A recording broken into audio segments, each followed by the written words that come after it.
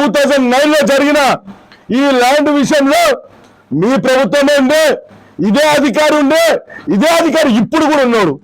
మరి ఏం చేసినావు? ఒక్కసారైనా ఆ అధికారిని అడిగినావా? ప్రభుత్వ భూమి ప్రైవేటు భూమి ఏ విధంగా అయింది?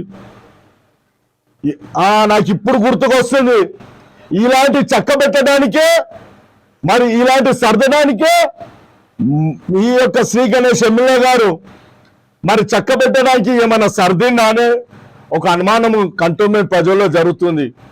ఎక్కడ వెళ్ళినా కూడా కంటోన్మెంట్ ప్రజల్లో ఈ బ్లూ షీట్ చూస్తుంటే శ్రీ గణేష్ యొక్క తీసుకుంటున్న అనేక అక్రమాల పైన వాళ్ళు గుర్తు చేసుకొని కాంగ్రెస్ పార్టీలోనే చర్చలు జరుగుతున్నాయి.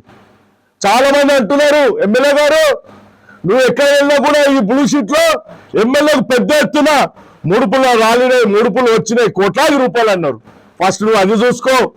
ఎక్కడో కాదు, నీ కంటోన్మెంట్ నియోజకవర్గంలో నీ పార్టీలో లోపల పెద్ద చర్చ జరుగుతుంది. ఫస్ట్ ఆ చర్చ లోపల వెళ్ళు. మేము ఒకటే చెప్తున్నాం, ఇంతకుముందు మా అధికార ప్రతినిధి చెప్పినట్లు పార్టీ యొక్క నాయకుల పైన పిచ్చి పిచ్చి ప్రేరేపణలు అబద్ధాలు వేస్తే విత్ ఇక్కడ డాక్యుమెంట్స్ తో సహా ఇప్పుడు క్షుణ్ణంగా చూపించిండు. ఇప్పుడు ఈ డాక్యుమెంట్ కి ఏం సమాధానం చెప్తావు? ఇప్పుడు మీకు ఎప్పటి నుండి ఈ యొక్క ల్యాండ్ యొక్క విషయాలు ఎవరెవరైతే అప్పుడు అగ్రిమెంట్లు అయినాయి, ఎవరెవరు కోర్టులో కేసు వేసారు, గోల్డ్ స్టాంప్ ప్రసాద్ మీద ఏం జరిగింది, ఇక్కడ స్టే ఆర్డర్ తీసుకొచ్చినప్పుడు మరి ఇవన్నీ కూడా జరిగినాక ఇప్పటి వరకు 57/1, 157 ఇప్పటి వరకు జైన్ సర్వే ప్లాన్ చేసిర్రా? దాని అద్దులు ఎక్కడి నుండి ఎక్కడి దాకా వచ్చినాయి తెలుసా?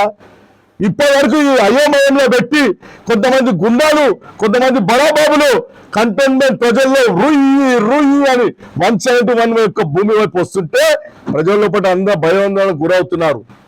మా బీఆర్ఎస్ పార్టీ చూస్తూ ఊరుకోలేదు. ఎంత దూరమైనా ఎక్కడికైనా ఏ విధమైన వచ్చినా కూడా మరి ఇంతకుముందే మా నాయకులందరూ కూడా మేము కంటోన్మెంట్ నియోజకవర్గంలో కలిసికట్టుగా ఉన్నాం. బీఆర్ఎస్ పార్టీ జెండా గులాబీ జెండా, బీఆర్ఎస్ పార్టీ అండ కేసీఆర్ కేటీఆర్, ప్రజలకు అండ. కాబట్టి ప్రజలకందరికీ అండ ఉన్న పార్టీ బీఆర్ఎస్ పార్టీ. ప్రభుత్వ భూమిని కానీ ప్రజలకు ఏదైతే అన్యాయం జరుగుతుందో దానిపైన అందరికీ ముందుగా ఉద్యమించే వ్యక్తులం. నిన్నగాక మొన్న మట్ఫోట్లో వెళ్ళాం. మా నాయకులు వెళ్ళినాకనే కదా మీ కాళ్ళ కింద జరుగుడు, మీ కాళ్ళ కింద వణుకుడు బెనుకుడు జరిగినాయి. మీరు ఎందుకు ఏ విధంగా చేశారు? బోర్డులో పడ్డ కానీ బయట కానీ దేనికి మాట్లాడారు? బీఆర్ఎస్